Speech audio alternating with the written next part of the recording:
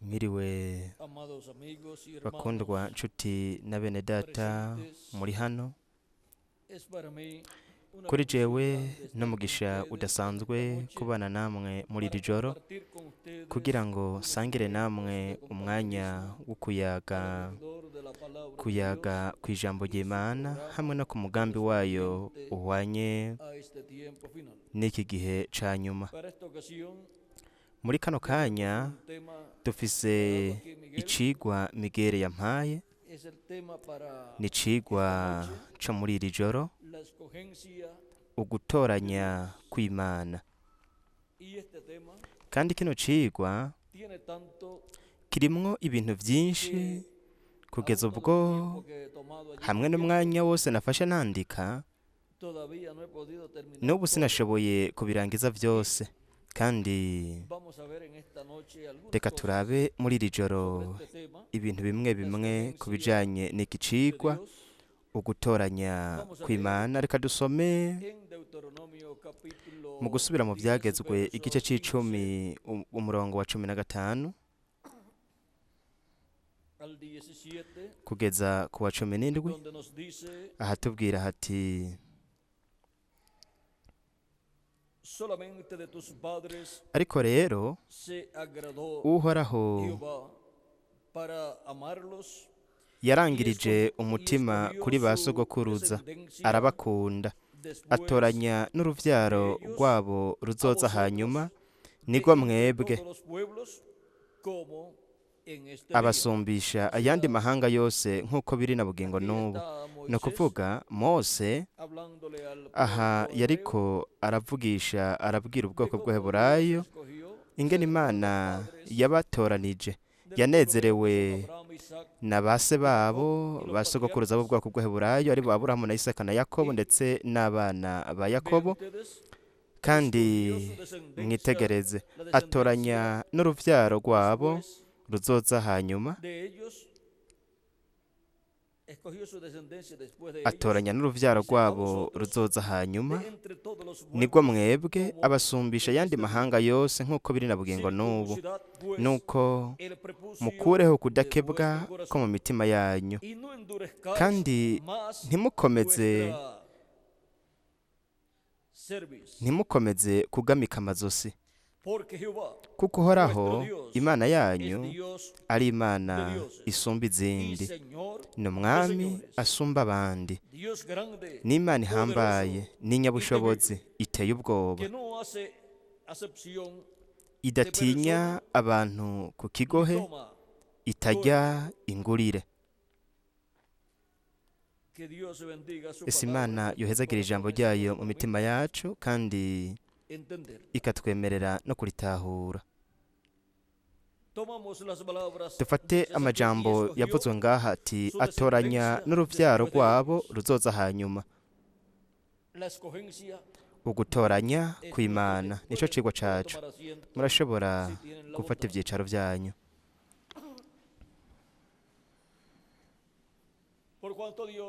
Kubera ko Imana yatoranije Aburahamu na Isaka na Yakobo, mwitegereze, kandi yarabakunze. Rero uruvyaro rwabo rufise umugisha wo kuba uruvyaro rwatoranijwe n'Imana kubw'abavyeyi babo, aribo nabo nyene bari baratoranijwe. Rero Imana yabwiye ubwoko bw'Abaheburayo uruvyaro rwa Aburahamu mu buryo bw'umubiri. Mu kuvayo igice ca 19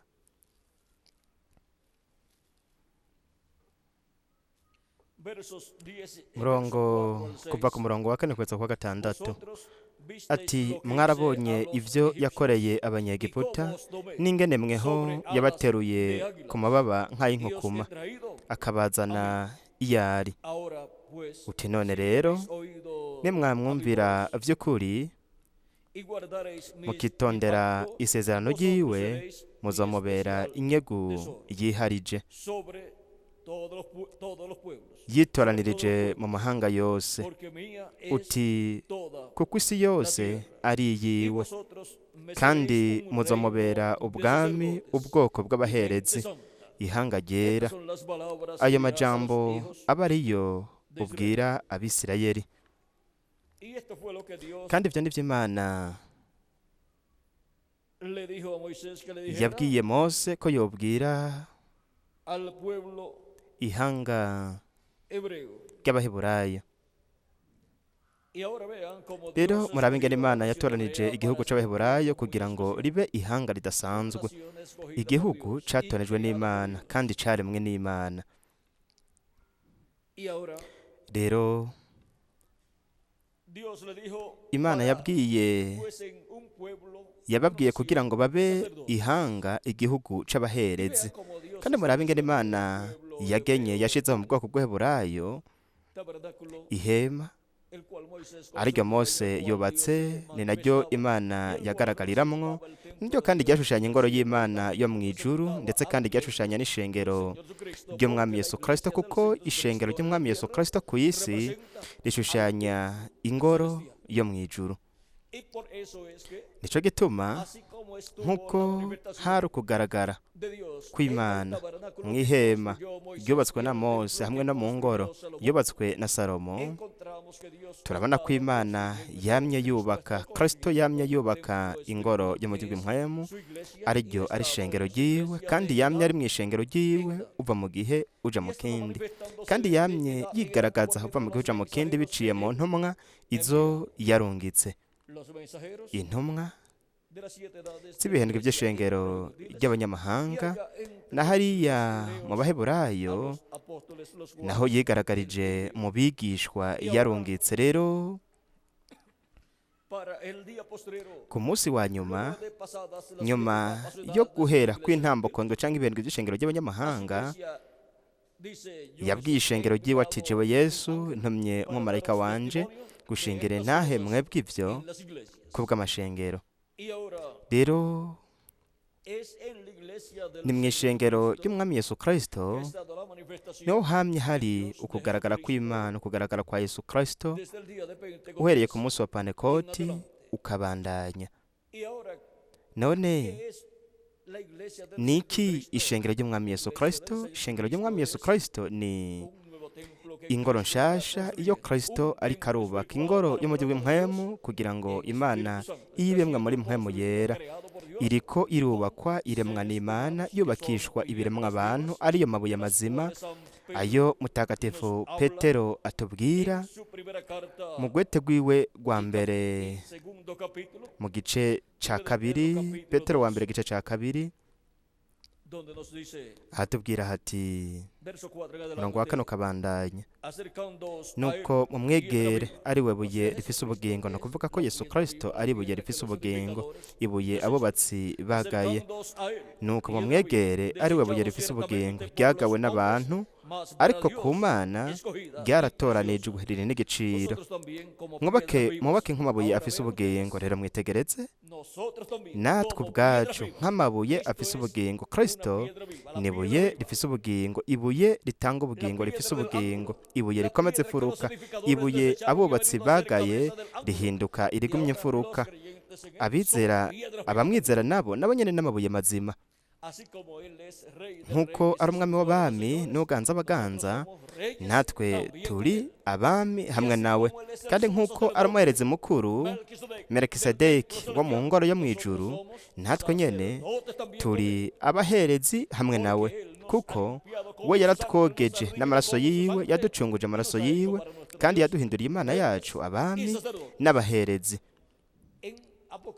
Mu vyahishuriwe Yohana igice ca mbere umurongo wa 4 kugeza ku 8, no mu vyahishuriwe Yohana igice ca 5 umurongo w'8 kugeza ku 10, ndetse kandi no mu vyahishuriwe igice ca 20 umurongo wa 4 kugeza ku 6. Muri ivyo vyanditswe bitatu byo mu vyahishuriwe Yohana nababwiye, havuga ko Kristo yaducunguje amaraso yiwe, kandi ko yaduhinduriye Imana yacu abami n'abaherezi, kandi hatwigisha ko tuzoganzanya nawe. Kandi haravuga ko tuzoganzanya nawe imyaka 1000, kandi aho tuzoba turi nk'abami, turi kandi nk'abaherezi. Rero aho ivyo biriko birashitswa mu buryo bw'impwemu, ariko mu buryo bugaragara no mu buryo buboneka naho nyene bizoshitswa, kandi mu nganje y'imyaka igihumbi tuzoba tumeze nk'abami n'abaherezi mu nganje y'ubwiza y'imyaka igihumbi ya Yesu Kristo umukiza wacu. Kandi kubera ko nawe nyene ari umucamanza w'isi yose, natwe nyene hamwe nawe turagwa uwo mwanya.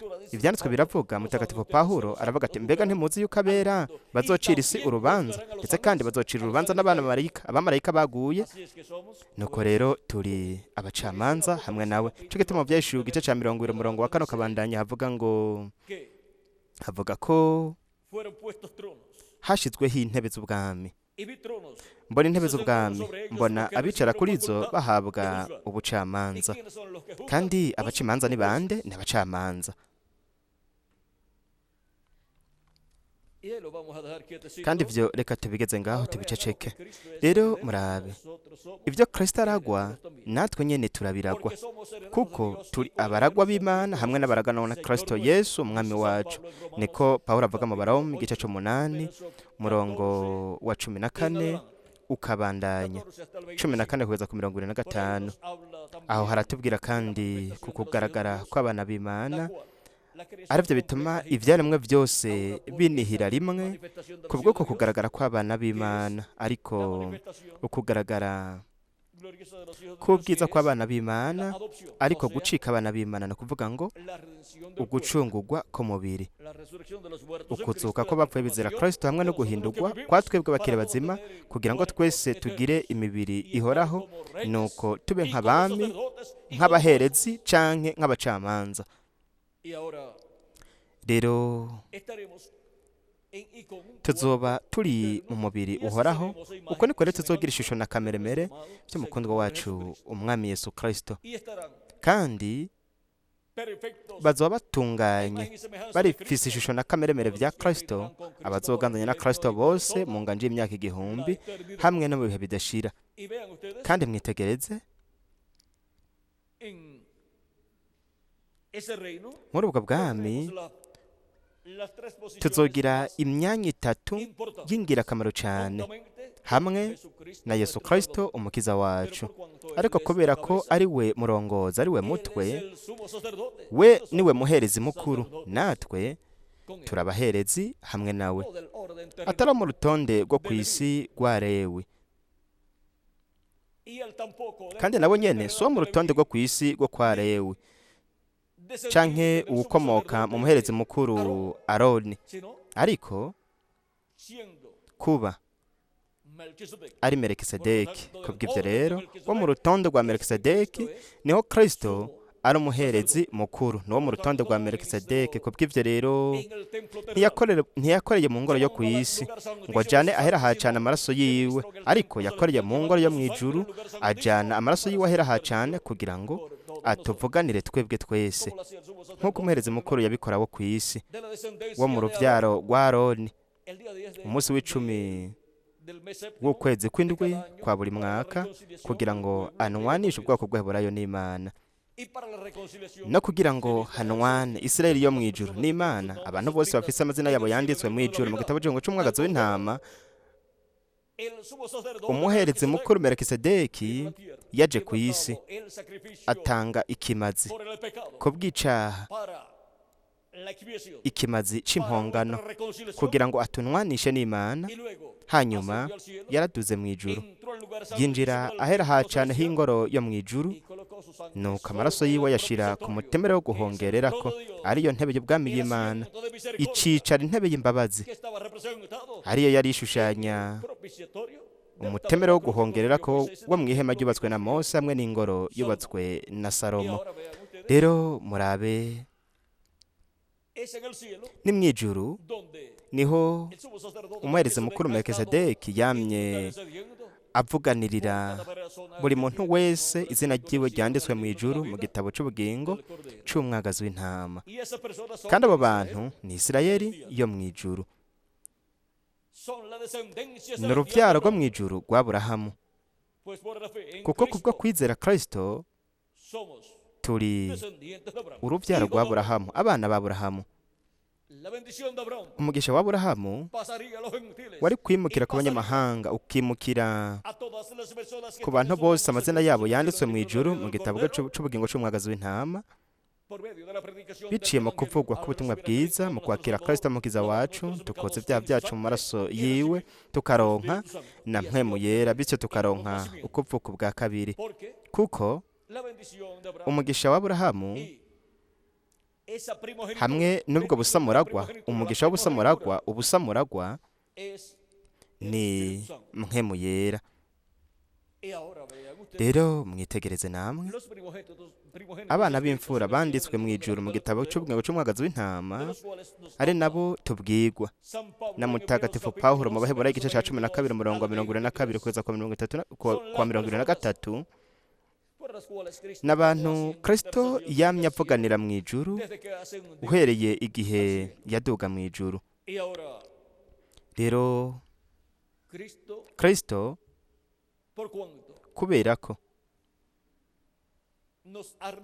yaducunguje amaraso yiwe, akaduhindurira Imana yacu abami n'abaherezi nk'abana b'imfura, kandi mu kuba abana b'imfura b'Imana banditswe mu ijuru, kubera ko abana b'imfura bose ari ab'Imana begukira Imana, kubera ko yo muri Egiputa kugira ngo ikize ubuzima bw'abana b'imfura yategetse Mose gutanga ikimaze cy'umwagazi w'intama wa Pasika.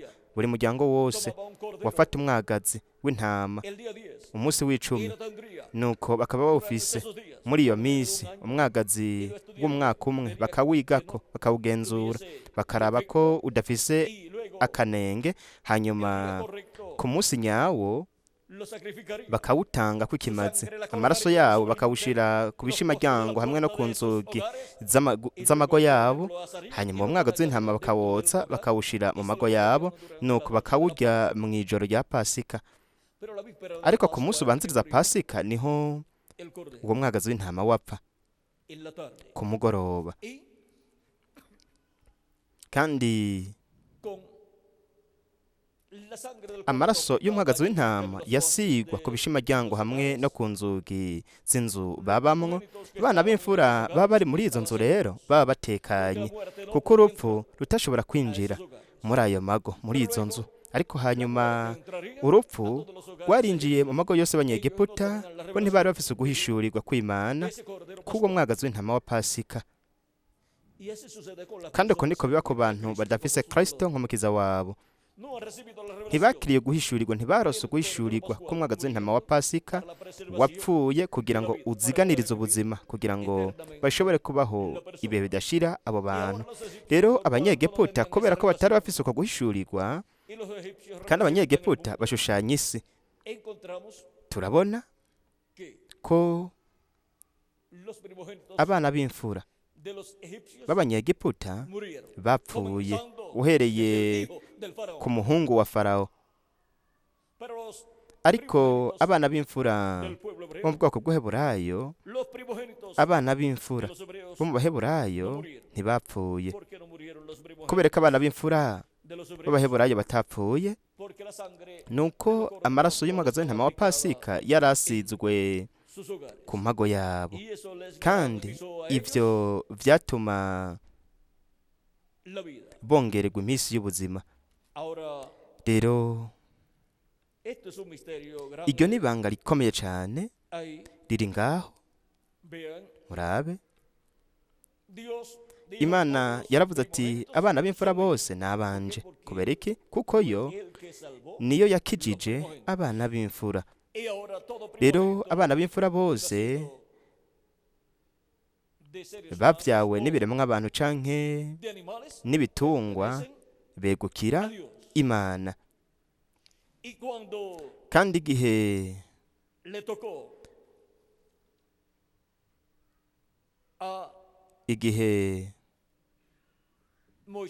Mose yahabwa kubwo itegeko ry'Imana guha abana b'imfura bose Aroni, yabwirwa Mose guha abana b'imfura bose Aroni kugira ngo bakorere Imana mu nzu y'Imana.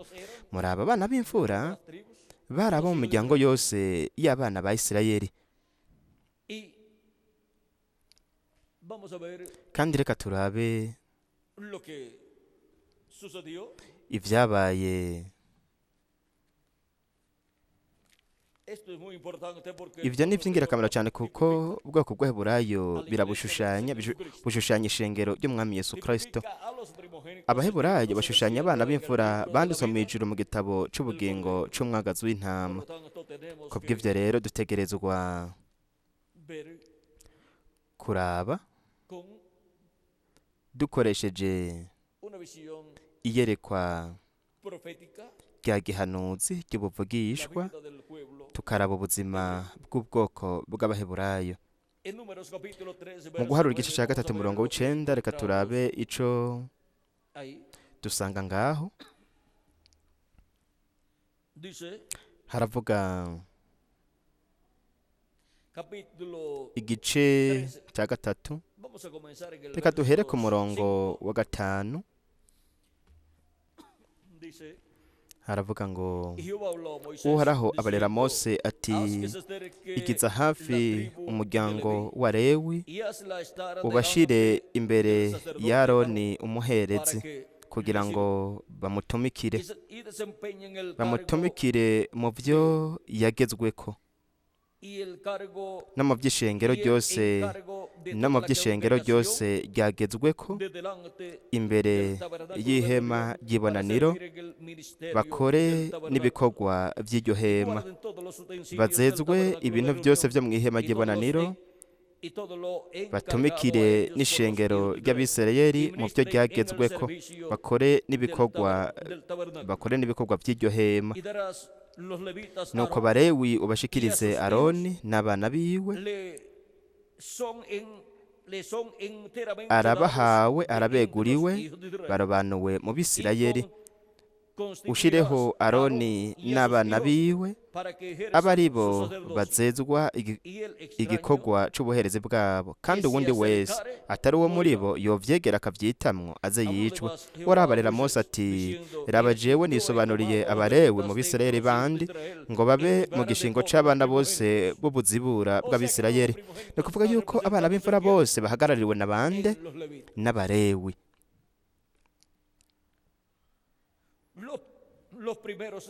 Abalewi bose bazoba abanje niharije. Kubera iki? Kubera ko bafata umwanya w'abana b'imfura bose, kuko abana bose b'imfura ari abanje. Ku munsi nicira ko abana bose b'imfura bo mu gihugu ca Egiputa, niho nirobanuriye imfura zose zo mu Bisirayeli nkazeza. Iz'abantu bo n'iz'uburiza bw'ibitunzwe bizoba ivyanje, nduhoraho. Uwo ni umukono w'uwo ariko aravuga. Rero dushobora kubona abo Abalewi bahagarariye abana b'imfura, abarokowe bakugwa mu rupfu n'amaraso y'umwagazi w'intama wa Pasika. Ubu naho Abalewi uravye inyuma muri kahise bashushanya abana b'imfura barokowe bakugwa mu rupfu. Ico gituma kubera ko abana b'imfura bose ari ab'Imana, rero bashushanya abana b'imfura bose. Ariko uravye muri kazoza ukoresheje iyerekwa rya gihanuzi, bashushanya abana b'imfura b'Imana banditswe mu ijuru mu gitabo c'umwagazi w'intama kuva isi itarashigwaho ifatiro. Rero mwitegereza impamvu abana b'imfura banditswe mu ijuru kuva isi itarashigwaho imfatiro ari bo bari kuzoza ku isi bari mu mibiri y'abantu, nuko bagaheza bagahuzwa na Kristo ubugingo budashira mu kumva kuvugwa k'ubutumwa bwiza, bakakira Kristo mu mukiza wabo, bakoze ibyaha byabo mu maraso ya Kristo, hanyuma bakaronka mpwemu yera, bityo bakaronka kuvuka ubwa kabiri, bityo bakaronka amaraso y'umwagazi w'intama asizwe.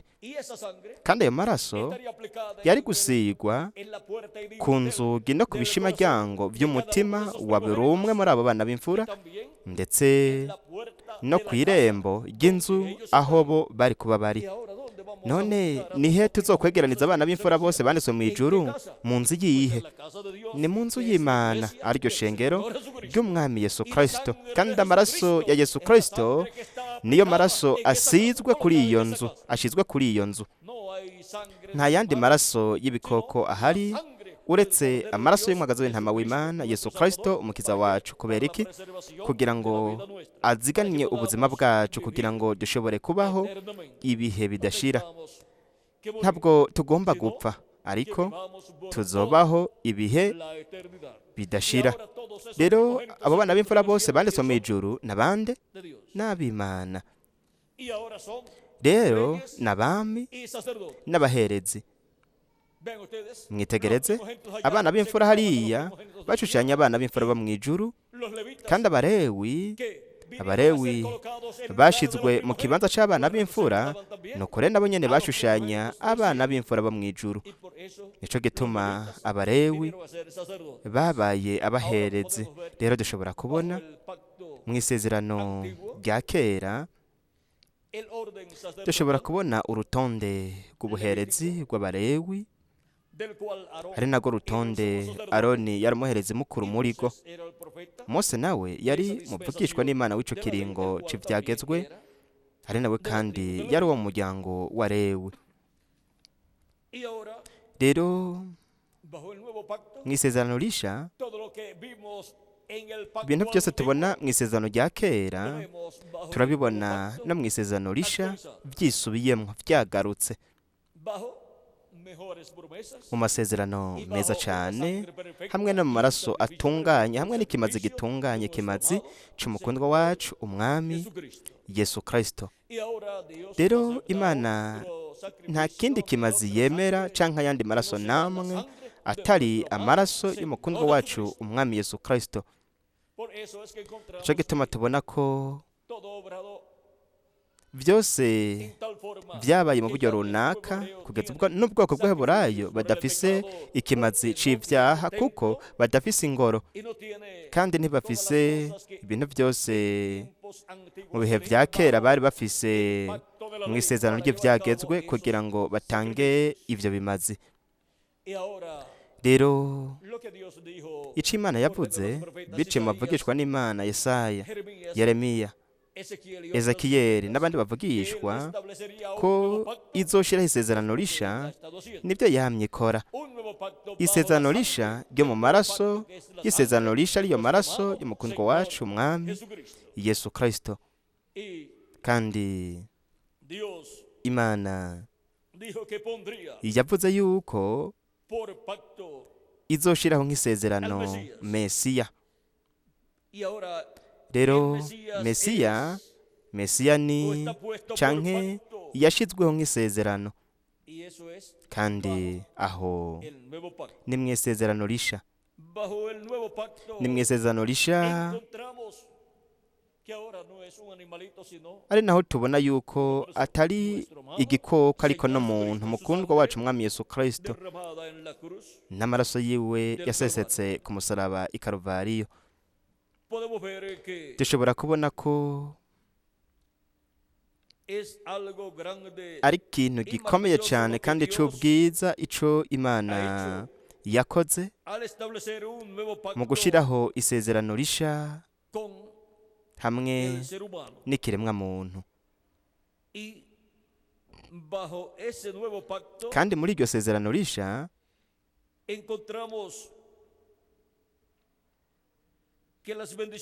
turabona ko imigisha ishika ku Baheburayo hamwe no ku banyamahanga, kandi Imana igenda iriko irarema ihanga ryacunguwe n'amaraso ya Kristo, ariyo Isirayeli yo mu ijuru.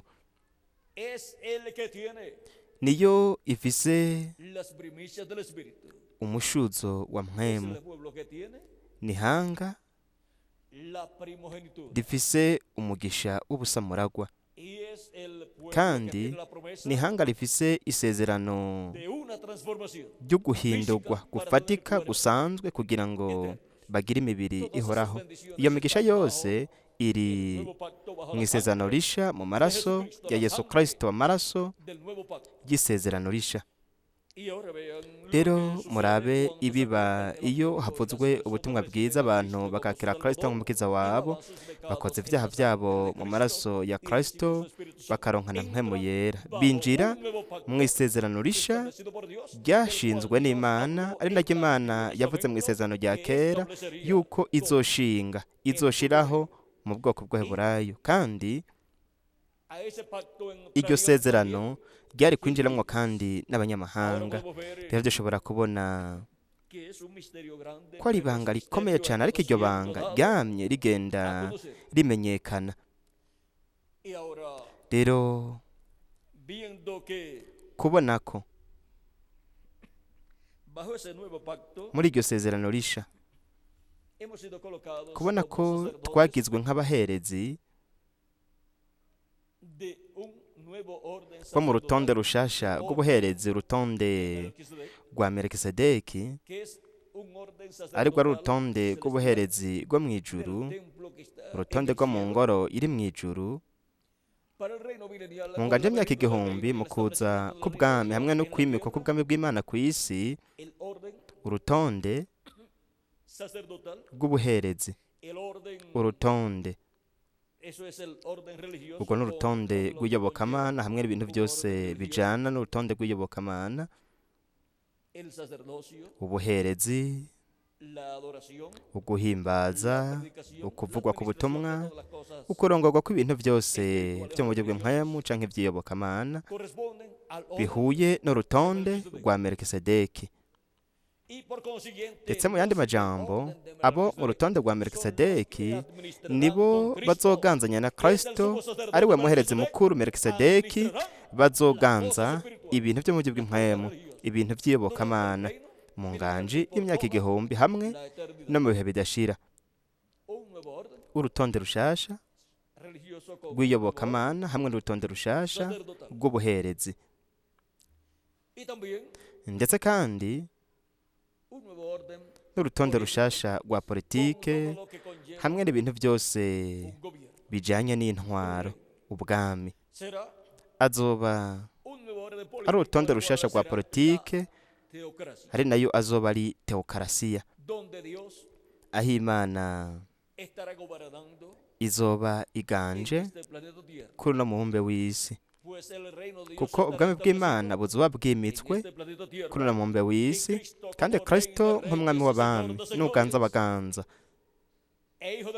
n'umwana w'umuntu, umwana wa Dawidi, azokwicara ku ntebe y'ubwami ya Dawidi, kandi azoganza imiryango 12 ya Isirayeli hamwe n'amahanga yose. Ariko mwitegereze, Kristo yasezeranye abigishwa biwe ko bazokwicara ku ntebe 12, hanyuma bagacira imanza imiryango 12 ya Isirayeli, bagigwa nk'abacamanza kugira ngo bacire urubanza imiryango 12 ya Isirayeli, kandi bashigwa ku ntebe z'ubwami. Kubw'ivyo rero n'abami, rero kandi ni n'abaherezi, kuko Pawulo aratubwira canke mutagatifu Petero yuko turabo mu rutonde rw'ubuherezi. Reka turabe mutagatifu Petero ico atubwira aho twari twatanguye gusoma. Haravuga ngo nuko mumwegere, igice ca 2 umurongo wa 4 muri Petero wa mbere, nuko mumwegere ari we buye rifise ubugingo ryagawe n'abantu, ariko ku Mana ryaratoranijwe riri n'igiciro, mwubakwe nk'amabuye afise ubugingo, kugira ngo mube inzu yo mu buryo bw'impwemu, mugire ibango ry'ubuherezi ryera, ngo mutange ibimazi mu buryo bw'impwemu bishimwa n'Imana ku bwa Yesu Kristo. Kubera biciye muri Yesu Kristo, kubera ari we muherezi mukuru.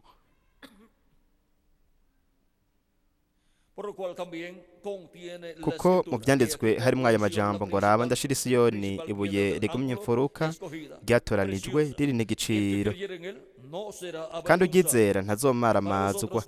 Nuko mwebwe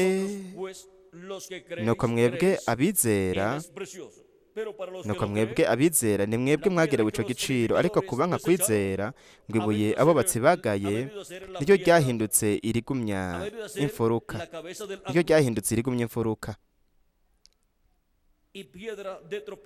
n'ibuye ritsitaza ni urutare rugwisha kuko batsitara ku ijambo ry'Imana bataryumvira kandi nico bashiriweho. Ariko mweho muri ubwoko bwatoranijwe,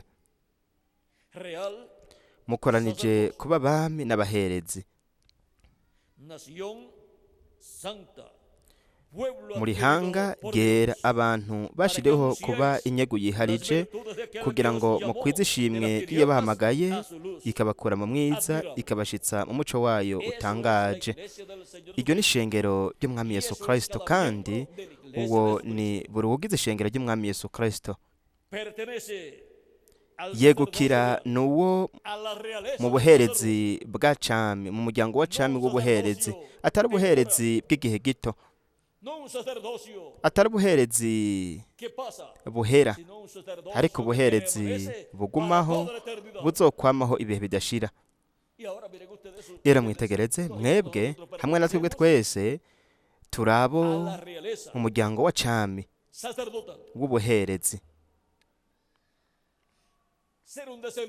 Kuba ukomoka muri Aroni ryari iteka rikomeye cyane, rihambaye cyane, kwari ukuba uwo mu muryango wa cami w'ubuherezi, wo mu buherezi bukuru. Ubonaho kuba uwo mu muryango wa cami wo mu buherezi bwo mu ijuru, uko ni ukuba ukomoka mu muherezi mukuru Melikisedeki, ari wari umukundwa wacu umwami Yesu Kristo. Rero murabe agatete k'ingano kabebwe mw'ivu, ari wari Kristo umwana w'umuntu, kari kagiye kwama. Iyo agatete k'ingano kataguye mw'ivu ngo gapfe kaguma ari konyene, ariko kaguye mw'ivu kagapfa kera ivyamwa vyinshi. Abahungu benshi n'abakobwa b'Imana bafise ishusho na kameremere vya Yesu Kristo, kandi namba ari umuherezi mukuru Melikisedeki, natwe turi abaherezi hamwe nawe kuko turi abana biwe.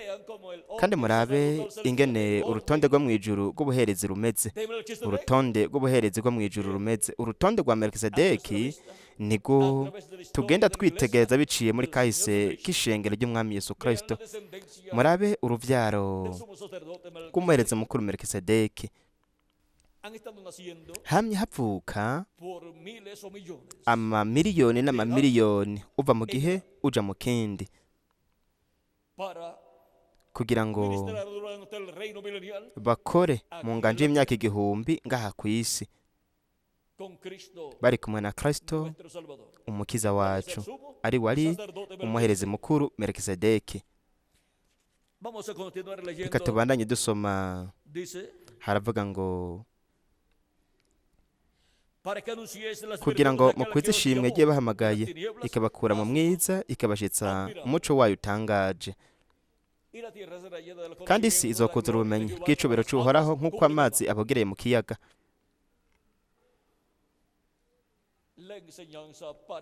Inyigisho zo mu nganje y'imyaka 1000 iyobokamana zizoba zirongowe na Kristo hamwe n'ishengero ryiwe muri urwo rutonde rw'ubuherezi rwo mw'ijuru, ariko ruzoshirwa ngaha ku isi, kuko ngaha ku isi hazoba himitswe ubwami bw'Imana. Kubw'ivyo rero ibintu byo mu bwami bw'Imana bizoba vyimitswe ngaha ku isi. Kandi igisata ca politike yo mu bwami bw'Imana, mwitegereze, ni teokrasiya. Teokrasiya niyo izoganza ubwoko bw'Eburayo hamwe n'amahanga yose. Uko niko rero umugisha uzoza muri iyo nganje y'ubwiza y'imyaka 1000, aho twebwe twese tuzoba turi nk'abami n'abaherezi. Nuko rero ntabwo twidoga, ntabwo duhakana canke ngo dushavurira Imana, namba turabakene canke turabatunzi ngaha kuri ino si, kuko ivyo ni ivy'igihe gito. Igihoraho nico twebwe turi mu bwami bwa Yesu Kristo. Aho rero turi abami kandi turabaherezi, kandi turi n'abacamanza. Murabiciye mu bacamanza, Imana acira urubanza ubwoko bw'Eburayo ikabarokora mu gihe baba bababajwe canke bari nk'imbohe ku yandi mahanga ari nk'abaja, kandi biciye mu bacamanza yaranabaganza. Imana yaganza biciye muri abo bacamanza bo mu bwoko bw'Eheburayo. Cyo gituma igihe ubwoko bw'Eheburayo bwasaba Samuweli umwami, Samuweli yarashavuye cyane, ariko Imana yaramubwiye ati ntibase wewe, ati ntibashibuye wewe, ariko base jewe, kugira ngo sindabaganze. Uko niko Imana yabwiye Samuweli. Reka turabe aho ivyo vyabereye.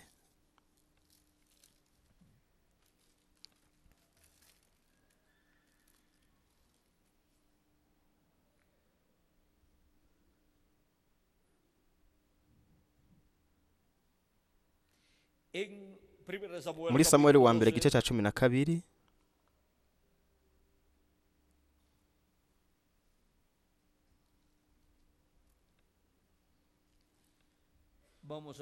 reka turabe. Reka ubwa mbere aho niho yabatoranije umwami Sawuli, ariko reka dusome mu gice c'8.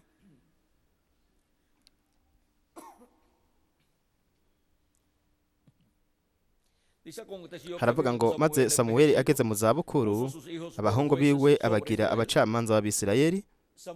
Samuweli nawe nyene kuba yari umwe mu bacamanza, yacira imanza Isirayeli, kandi yari Imana yaca imanza biciye muri Samuweli, nuko ikaganza biciye muri Samuweli. Kandi Samuweli nawe nyene yaratanga n'ibimazi, agatangira ibimazi Imana.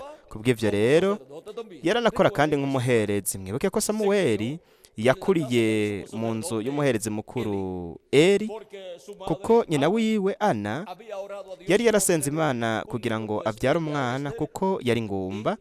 Nuko we n'umugabo wiwe bari bipfuje kuronka umwana, nuko basaba Imana ko yobaha umwana.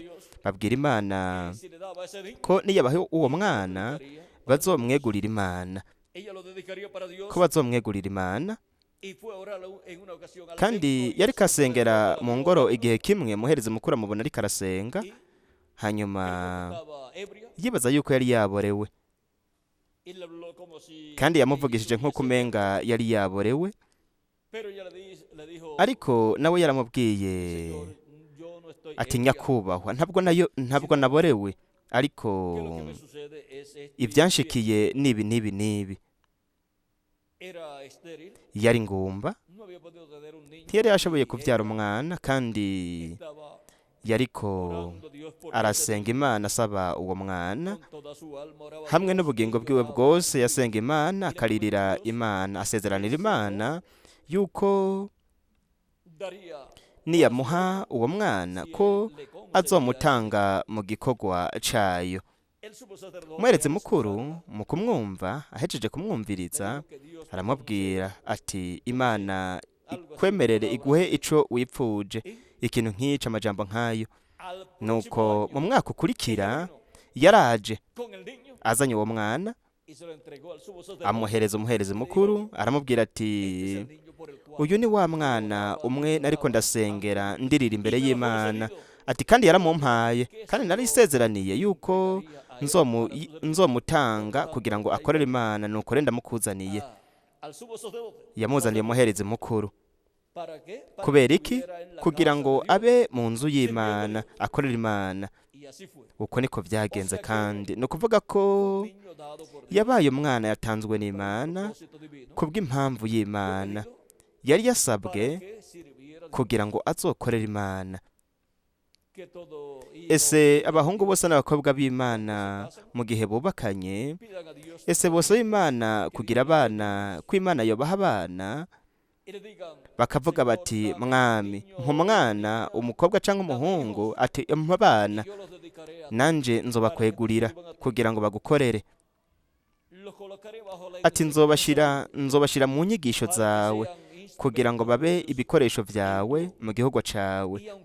Kandi nubwo utobatanga nk'uko kugira ngo bagume mu ngoro, ariko bagume bigishwa kandi bagume bakora mu gikorwa cy'umwami.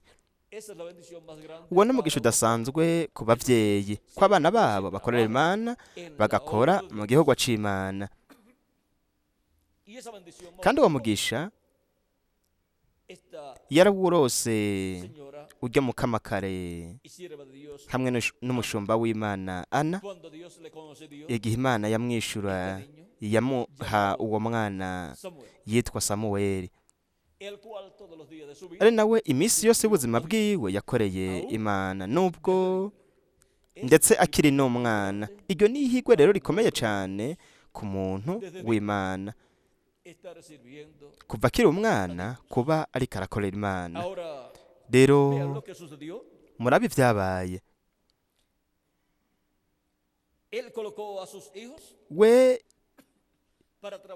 yatanze abana biwe kugira ngo bakore mu gihugu cy'Imana Samuweli igihe yari amaze gusaza, kuko nuko buri muntu wese yipfuza yuko abana biwe aboba abazomusubirira, nuko bakabandanya bakora mu gihugu cy'Imana. Uko niko kandi bimeze no ku bintu by'ubucuruzi. Iyo umuntu afise ubucuruzi bikorwa, nuko ibikorwa byiwe bikaba ari byiza, bitera imbere, yipfuza yuko abana biwe nabo nyene bokora kugira ngo hanyuma abe ari bo bazosigara muri ivyo bikorwa.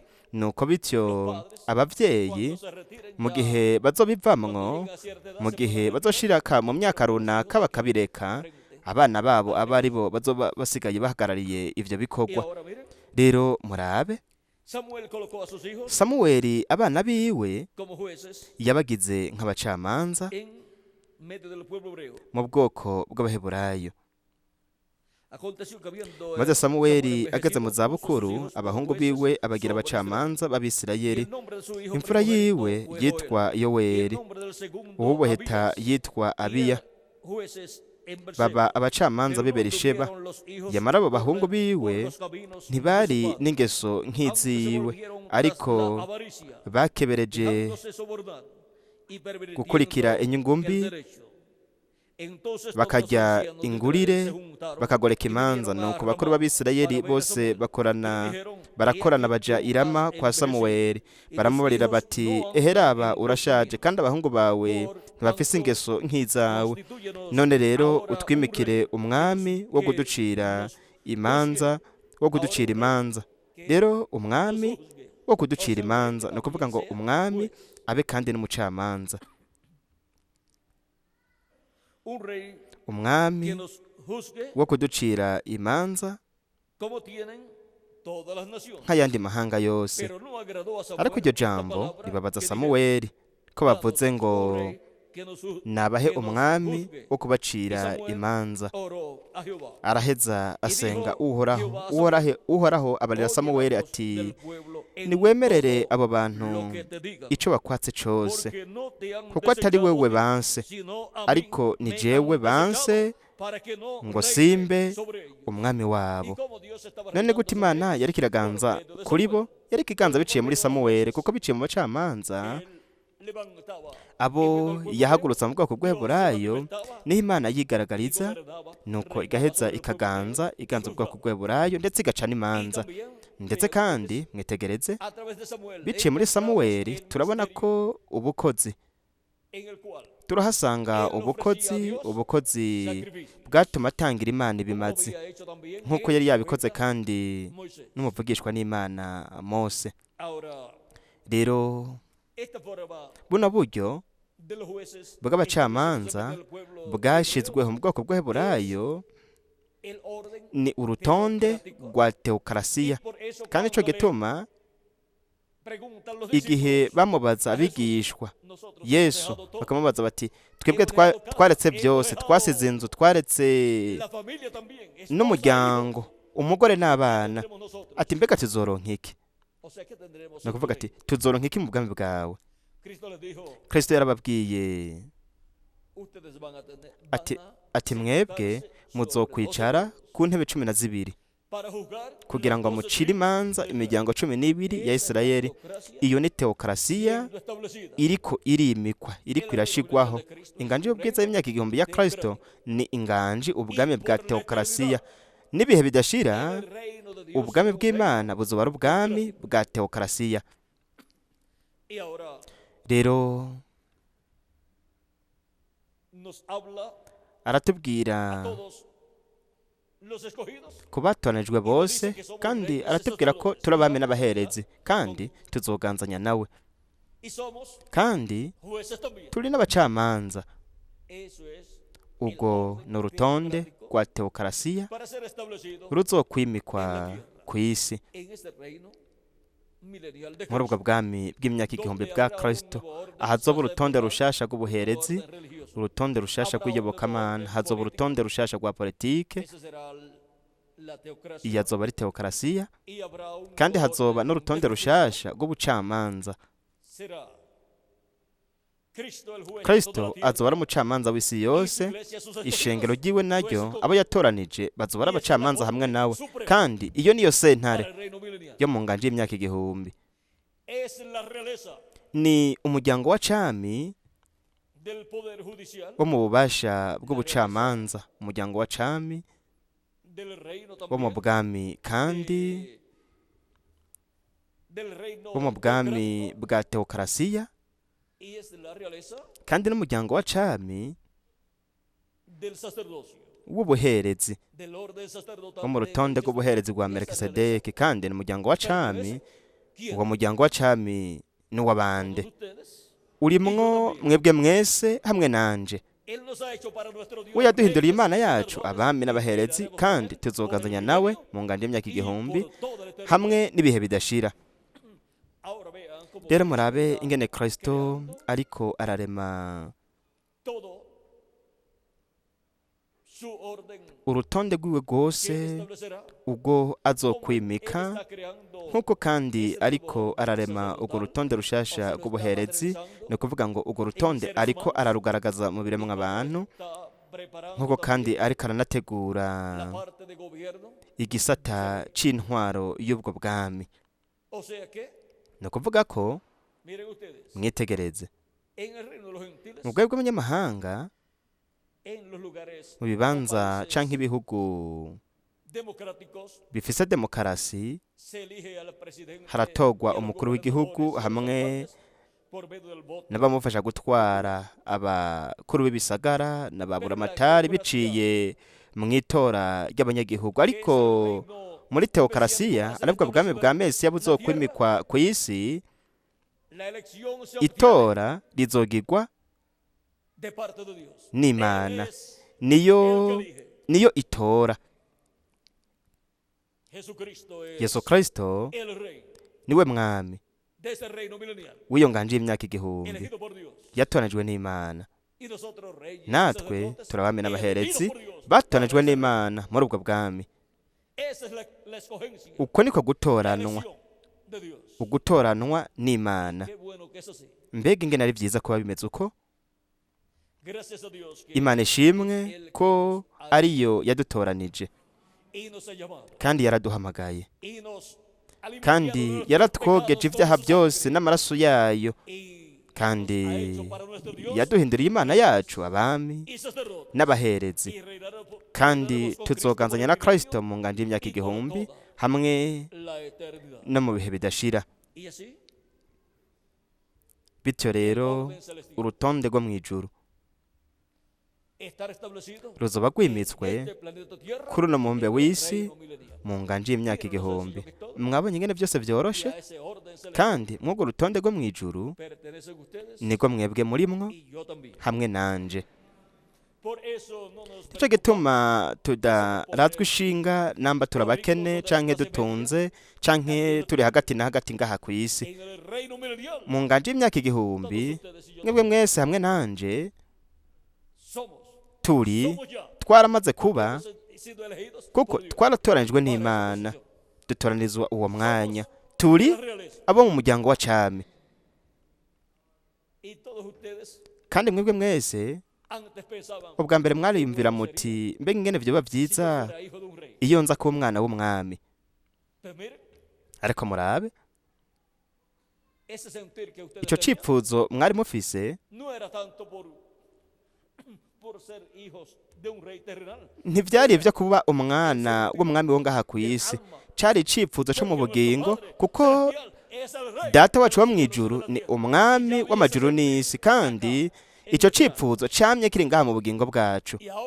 Rero dushobora kuvuga duti turi abahungu n'abakobwa b'umwami, umwami w'abami n'uganza abaganza, umwami Imana, umwami Teofaniya, umwami Yesu,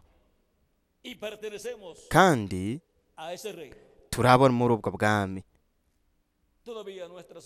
N'ubu ivyiyumviro vyacu bihera ntibishobora gutahura ico ivyiyumviro bidahera vy'Imana vyiyumviriye, hanyuma bigatoranya bityo kuri twebwe twese.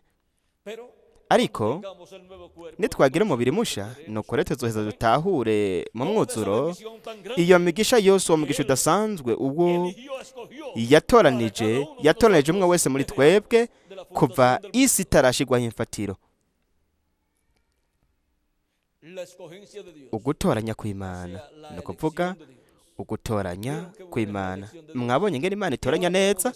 Rero twashobora kuvuga duti ubupfindo bwadukubitiye amabanga ahantu heza, ni koko dufise umurage mwiza. Ico gituma turi abaragwa n'Imana hamwe n'abaraganwa na Kristo Yesu umwami wacu, kuko turabo mu muryango wa cami wo mw'ijuru, turabo muri uwo muryango wa cami wo mw'ijuru.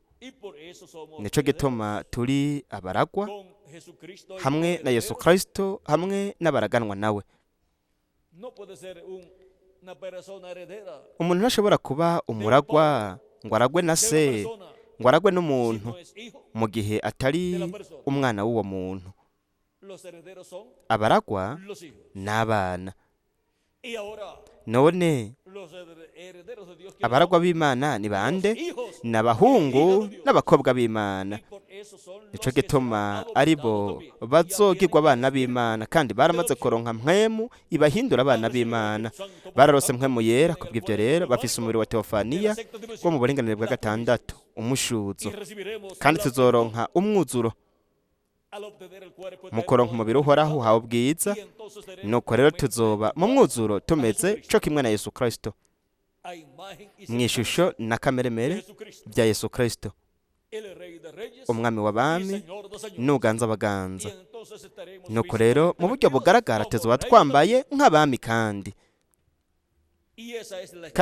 uko ni ugutoranwa, ugutoranya kwande. Kristo yaravuze ati simwe mwantoranije, nije nabatoranije. Mwatoranijwe kuva isi itarashigwaho imfatiro. Natwe turavuga tuti itora ryiza Yesu Kristo yakoze kuri twebwe, arikorera na twebwe. Imana ishimwe ku bw'itora yakoze kuri twebwe, irikorera na twebwe, idutoraniriza kuba mu bugingo budashira, kugira ngo tuzobane nayo nk'abami n'abahereze, tuganzanije na Kristo mu ngaji y'imyaka 1000 hamwe n'ibihe bidashira. Yesu migisha Yesu Kristo mareka bisezerano yoba kuri mwebwe mwese hamwe no kuri jewe nanje, kandi ase vuba ho kuzura igitigire c'abatoranijwe n'Imana, vuba abapfuye bizera Kristo bazuke, natwe duhindurwe, hama tujane na Kristo mu mazimano y'ubukwe bw'umwagazi w'intama mw'ijuru, mw'izina rihoraho ry'umwami Yesu Kristo. Amen kandi amen. Ndongera gusiga hamwe natwe Revera Tiriso Ramiro Giron Penson kugira asozera igice cacu. Araza kwakira Revera Miguel Bermudez Marine, nuko bityo dusozere muri iri joro, kandi kw'Imana mu gatondo hanyuma kuva saa sita kumanuka nzoba kandi ndi kumwe namwe mu byigwa byagenewe kw'Imana ari byo Migere aminshirire ngaho ivyo vyigwa kugira ngo hashemezwe uwuje mu izina ry'umwami. Icyo ni cyo mu gatondo ca kabiri, naco ni inzu yuzuye umubavu w'Imana. Musenge cyane kugira ngo Imana imfashe. Mwabonye muri ivyo vyigwa ni vyigwa ngirakamaro cyane. Iki cy'uyu munsi twabonye yuko cari kimeze nk'igiciye bugufi, ariko murabe ibintu byose bihari, kandi n'ubu sinababwiye ibintu byinshi twari gushobora kuvuga, ariko umwanya waduheranye. Ariko ngaha harimwo ibintu byinshi by'ingirakamaro cyane, ari nabyo mu nganje y'imyaka 1000 bizogaragara. Ariko ntimugire ikibazo, twaratoranijwe n'Imana. Kubw'ivyo rero Imana izokora byose kubw'ineza yabo yatoranije, kugira ngo hagaragare ibintu byose yagenye, yateguriye umwe wese muri twebwe. Nuko rero byose bizoba kubw'ineza y'abande yatwebwe, kubw'ineza yabo Imana yatoranije. Kandi uko no gutoranya kwande kw'Imana. Ninde yari gushobora kubwira Imana ati ni kubera iki watoranije barya abantu utatoranije umuntu wo mu gihugu canke wo mu kibanza runaka aribo bari abanyabwenge nk'uko yatoranije, uko niko bitegerezwa kuba. Kandi iyo yaratoranije, iyo yatoranije ku bw'icubahiro cayo hamwe n'ikuzo ryayo, nuko rero ntabwo igomba kunezereza umuntu n'umwe. Yoyo ico ikora igikora ku bw'icubahiro cayo n'ikuzo ryayo. Nuko rero twebwe ni twebwe tuyinezereza mu kugenda nk'uko ijambo ryayo rivuga, hanyuma tukayishemagiza, tukaririmba izina ryayo, tukizera ibintu byose yavuze mu ijambo ryayo, hamwe n'ibintu byose izobandanya itubwira muri iki gihe c'iherezo.